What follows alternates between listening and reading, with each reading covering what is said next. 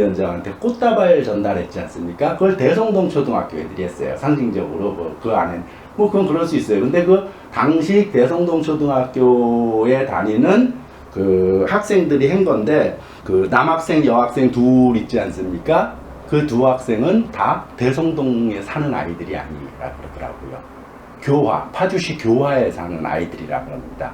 근데 파주시 교화와 대성동 초등학교까지는 그 한 20km가 넘는 곳입니다. 거기까지 등교하려면. 그러니까 그럼에도 불구하고 아이들은 거기로 가려고 한다는 거. 부모들은 거기로 보내려고 한다는 거죠. 미군 관할이기 때문에 건드리지를 못하기 때문에 정전협정 1조 10항에서 비무장지단에는 미군이 관할하게 돼 있어요. 어쨌든 그러면서 파주시교육청에서는 어떻게 결정을 내렸냐면 그러면 군내 초등학교를 없애고 민통선에 있는 16명이 제약인 군내 초등학교를 없애고 8명이 있는 학교 대성동 초등학교로 군내 초등학교를 통합하는 방안을 놓은 거예요. 그 상식이 어긋나죠. 큰 데가 작은 데로 가야 되는 게 말이 안 되고 이렇게 되면서 당시 막 군내 초등학교 그 학부형들은 시위를 하고 반 난리 폈죠. 그래서 명분이 없죠. 큰 학교를 작은 학교에 통합시킨다는 거는. 그러다 보니까 결국 어쩔 수 없이 두 학교를 그냥 존속시키게 된 겁니다. 예. 그러니까 법이 거기는 적용이 제대로 이 한국의 법을 제대로 적용할 수 없는 곳이라는 곳입니다. 안녕하십니까. 월가협계 유영호입니다. 지난번 우리가 잘 미처 모르는 그 비무장지대에 있는 유일한 마을, 대성동 마을, 흔히 자유의 마을이라고 별칭이 붙어 있는 대성동 마을에 대해서 좀 이야기를 했는데, 지난번 말씀드렸듯이 좀 더 또 거기에서 눈에 띄는 것이 하나 있어요. 제가 대성동 마을에 대해서 이렇게 자꾸 이야기하는 것은 비무장지대, 우리나라에서의 어쨌든 분단의 산물인 비무장지대의 법적 성격을 정확히 이해하는 것이 상당히 중요하기 때문에, 그리고 그 비무장지대에 그것을 통해서 주한미군이 여기서 어떠한 역할과 그런 기능을 하고 있는지 좀 알 수 있는, 그리고 그것을 좀 쉽게 알 수 있는 일상 거기서 사는 대성동 사람들을 통해서 좀 알아보려고 하는 겁니다. 그래서 오늘은 그 대성동 마을에 있는 학교, 대성동 초등학교가 하나 있어요. 비무장지대 학교가 있습니다. 예.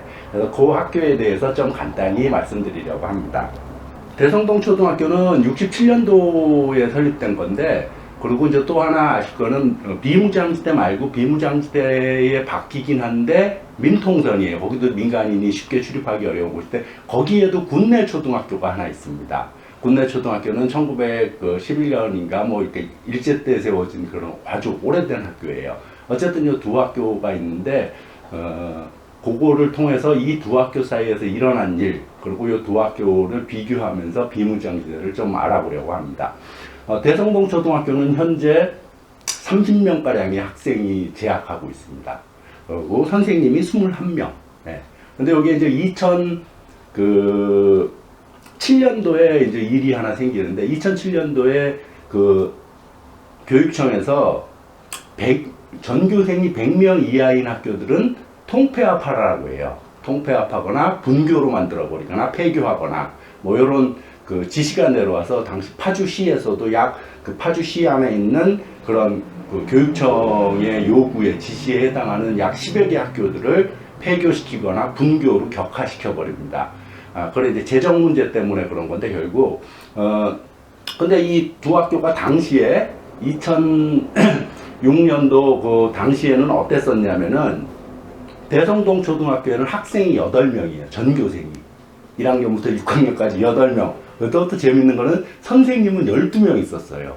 이게 일반 학교, 분교가 아닌 일반 학교면은 이렇게 그 교육 규칙상 있어야 되는 선생님들이 있나 보더라고요. 교장 있어야 되고, 교감 있어야 되고, 담임 선생님 있어야 되고, 체육교사, 양호 선생님 이렇게 좀 있어야 되니까 어쨌든 전국에서 그 학생보다 선생이 더 많은 학교가 돼버린 거예요. 학생 8명에 선생님은 12명. 근데 당시 군내 초등학교는 학생이 16명 있었어요. 그러니까 이게 더 2배가 큰 거 아닙니까? 근데 이 학교들을 합치려고 하다 보니까 문제가 생겼습니다. 당연히 역사도 학생 수도 훨씬 더 모든 명분이 군내 초등학교가 더 컸어요. 그럼에도 불구하고 대성동 초등학교를 폐교시키지 못한 겁니다. 교육청에서 폐교시키겠고 일로 통합시키려고 그랬는데 통합 못 시킨 거예요. 왜 그러냐면 그곳은 비무장지대에 있는 곳이기 때문입니다. 비무장지대는 우리의 법이 적용되기 어려운 곳이에요. 상당히 복잡하고 어려운 곳이에요. 그건 지난번에도 말씀드렸듯이 미군 기지랑 똑같다고 생각을 하면 돼요.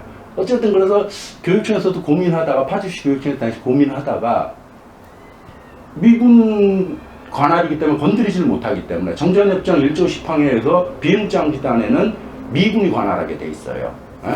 어쨌든 그러면서 파주시 교육청에서는 어떻게 결정을 내렸냐면 그러면 군내 초등학교를 없애고 민통선에 있는 16명이 제약인 군내 초등학교를 없애고 8명이 있는 학교 대성동 초등학교로 군내 초등학교를 통합하는 방안을 놓은 거예요. 그 상식에 어긋나죠. 큰 데가 작은 데로 가야 되는 게 말이 안 되고 이렇게 되면서 당시 막 군내 초등학교 그 학부형들은 시위를 하고 반 난리 폈죠. 그래서 명분이 없죠. 큰 학교를 작은 학교에 통합시킨다는 거는. 그러다 보니까 결국 어쩔 수 없이 두 학교를 그냥 존속시키게 된 겁니다. 예. 그러니까 법이 거기는 적용이 제대로 이 한국의 법을 제대로 적용할 수 없는 곳이라는 곳입니다. 그래서 결국은 두 학교를 그냥 냅뒀고, 그래서 대성동 초등학교는 나름대로 이제 고육책을 쓴 거예요. 그래서 어떤 방식을 했냐면은 고1 때 대성동 비무장지대 안에 있는 그 학생들만, 그 연령대 해당한 학생들만 봤던 거를 폐기시켜버리고, 파주시 안에 사는 사람 학생이면 해당 연령이면 대성동 초등학교를 올 수 있게 만들어 버렸어요. 예. 그러니까 그래서 예를 들면은 그래서 지금은 전교생이 30명가량 됩니다. 예, 많이 늘었죠. 근데 상식적으로 좀 이해 안 되죠. 그 멀리 있는데 비무장지대 안에 그것까지 초등학생을, 대학생도 아닌 초등학생을 그 멀리까지 사람들이 보낼까? 그거 불편할 텐데 부모들이 이해가 안 되잖아요. 왜 뭔가 메리트가 있으니까 거기를 보내는 거 아닙니까? 예. 아마 대성동 초등학교가 대한민국에서 가장 시설이 좋은 학교일 겁니다. 시설이며 학교의 설비들이며 이런 것들이 그쪽 민통선 마을 사람들의 대성동 초등학교는 1인 1 태블릿 PC를 소유가 아니죠. 아이들한테 지급되고 그런 교육 환경이 상당히 좋아요. 또 하나는 그 영어 특성화 학교로 지정이 돼 갖고 거기서 영어를 아이들이 배워요. 뭐 영어야 여기서도 배울 수 있는데 중요한 거는 거긴 미군이 영어를 가르친다고 자랑을 해요. 즉 미국인이 그런 거고, 그렇기 때문에 그런 불편함에도 불구하고 거기를 아이들이 많이 가려고 하고 지금 대기 인원들까지 꽤 있다 그러더라고요.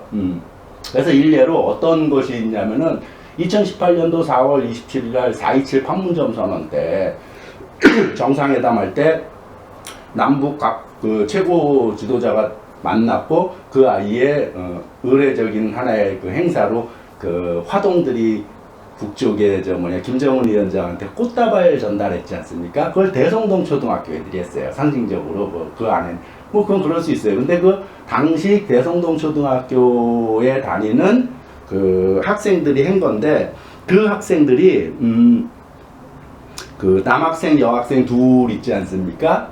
그 두 학생은 다 대성동에 사는 아이들이 아니라 그러더라고요. 파주시 교화에 사는 아이들이라고 합니다. 근데 파주시 교화와 대성동 초등학교까지는 그 한 20km가 넘는 곳입니다. 거기까지 등교하려면. 그러니까 그럼에도 불구하고 아이들은 거기로 가려고 한다는, 부모들은 거기로 보내려고 한다는 거죠. 예. 그런 좀 독특한 그런 곳이고, 그렇게 아까 말씀드렸듯이 두 학교를 통폐합시키는데도 우리 이 교육청의 이 수뇌부에서 할 수 있는 원칙이 먹혀 들어가지 않는 곳, 그런 독특한, 쉽게 말하면은 거기는 제가 계속 비무장지대를 말씀드리는 거는 거기는 대한민국 주권이 미칠 수 없는 곳이라는 것을 저는 얘기를 하고자 하는 겁니다. 그리고 그 주권이 왜곡되게 적용되는 그 과정을 대성동 초등학교를 통해서 우리가 바라볼 수 있다, 이런 말씀을 드리는 거고요. 뭐 어쨌든 대성동 초등학교가 모르겠어요. 지금은 한 30명 가량 되니까 그 가장 적진 않을 거예요. 북에 대해서 뭐 이 이야기가 나오는데 북에서는 학생이 한 명인 학교도 있어요. 한 명, 두 명인 학교도. 북에는 분교가 연합뉴스에 의하면은 전국적으로 약 1600개 정도가 있다 그럽니다. 분교가. 그리고 학생이 한 명 내지는 두 명인 학교도 있다 그러더라고요. 당시 2005년도 그 당시에는 그 수운도 분교, 다 이제 신의주 그 압록강 하구에 있는 학교인데 섬에, 수운도라는 섬에 있는 학교예요. 수운도라는 거는 거기 물이 없어서, 생수가 없어서 물을 그 신의주에서, 외부에서 가져다 먹어야 되는 섬이다. 그래서 그 수운도라는 이름이 정해진 겁니다. 물수자에 갖고 운반할 운자에 갖고 수운도라고 정해졌는데, 어쨌든 그런 섬에 등대가 있는데 등대를 관리해야 될 사람이 있어야 되니까 사람 뭐 관리자가 있어야 되고 그 가족이 있고 그 가족이 부부 사이에서 애 낳고 그렇기 때문에 그 아이들 교육이 문제되는데 거기에도 학교가 있다 그래요. 수운도 분교, 그 다음에 뭐 랍도 분교, 송산 분교, 이런 그 학생이 한두 명인 학교들이 꽤 있어요. 그래서 북에서 그런 영화, 분교에 관한 영화도 많이 나와 있습니다. 그래서 그 수운도 분교의 전혜영 선생님을 원형으로 한 그 영화를 만들었는데 그것이 멀리 있는 섬이라는 영화고, 거기에서 아이들을 가르치는 그 전혜영 선생님이 39년간 근무하면서 제자 29명을 배출했다고 합니다. 1년에 한 명도 배출을 못한 거예요. 그런 학교들도 있다. 북에서는 어쨌든 학생이 있으면 학교를 세운다는 원칙이에요. 한 명이 있어도. 그래서 실제 학생이 한 명인 학교들도 있고, 또 아까 좀 전에 말씀드린 그 멀리 있는 섬은 이제 수운도 분교의 전혜영 선생님을 원형으로 해서 만든 영화인 거고, 그거 말고도 사랑의 종소리라는 영화는 랍도 분교를, 이것도 이제 신의주에 있는 건데, 그 신의주에 있는 섬이에요. 등대섬인데 그 등대섬에 있는 학생들을 위한 그 당시에 이제 또 고고에 관한 학교와 그 학교 시설이나 뭐 이런 것들을 건립하는 그 인민군들이 도와주는 모습들, 이런 국민일치의 모습을 나타낸 그 랍도 분교를 원형으로 하는 그 사랑의 종소리라는 영화도 있고 그렇습니다. 한번 그래서 물론 비록 영화긴 하지만 북의 이제 그 분교에 관한 그 모습들을 엿볼 수 있을 겁니다.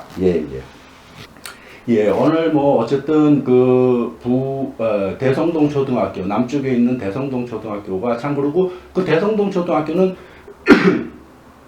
그 지금은 한 30명 된다 그러지 않습니까? 그래서 보통 한 해에 뭐 3명, 4명 이렇게 졸업을 해요. 그리고 그 대성동 초등학교에 2015년도 자료 기준으로 보면은, 최신 거는 제가 뭐 확인을 못 해봤고 2015년도 자료에 의하면은 30명 그 대성동 초등학교 30년 재학생 중에 실제 대성동에 거주하는 대성동 학생은 3명밖에 안 된다 그래요. 다 외부인이에요. 그러니까 훨씬 많은 외부 학생들이 거기를 오려고 한다는 거죠. 그러니까 그만큼 뭐 시설이 좋고 이런 것 때문에, 교육 환경이 좋기 때문에 그런 겁니다. 그 다음에 또 하나 거기에 혜택은 뭐 1년에 몇 명 졸업 안 하거든요. 2-3명, 뭐 3명, 뭐 많아야 4-5명 졸업하는 거니까. 거기에 또 풍경 중에 하나가 졸업식 때 보면은 학생 수보다 거기에 졸업 축하해 주러 온 군인 수가 더 많은 학교로 유명합니다. 거기 어떤 지리적 특성상. 그래서 뭐 중립국감독위원회 위원장이라든지 정재헌협정위원장이라든지 뭐 이런 군인들, 장교들이 와서 그들이 상 주고, 거기서 뭐 1등 하면 교육부 장관상, 뭐 국무총리상, 뭐 이런 거 막 거의 졸업하는 학생들이 거의 다 상을 받습니다. 거의 뭐 몇 명 안 되니까, 2-3명밖에 안 되니까. 그리고 또 하나는 그 학교에 대한 혜택은, 우리가 이제 보통 뭐 A라는 지역에서 초등학교는 그 지역에 가까운데 이제 중학교로 진학을 하는데, 대성동 초등학교 졸업생들에 한해서는 서울 지역의 어느 중학교나 갈 수 있는 특권을 부여해 주었어요. 그런 좀 독특한 학교고, 그런 모든 우리가 상식적으로 이해 안 되는, 좋든 나쁘든 어쨌든 상식적으로 이해 안 되는 이 모든 부분들은 비무장지대에 있는 곳이기 때문에 가능하다는 사실. 그리고 그 비무장지대는 주한미군이 정전협정 1조 10항에 의해서 주한미군이 관할하기 때문에 우리의 법이 제대로 적용할 수 없는 곳이기 때문에 그런 일이 일어난다는 그 이야기를 전해드리고자 한 거였습니다. 예, 감사합니다.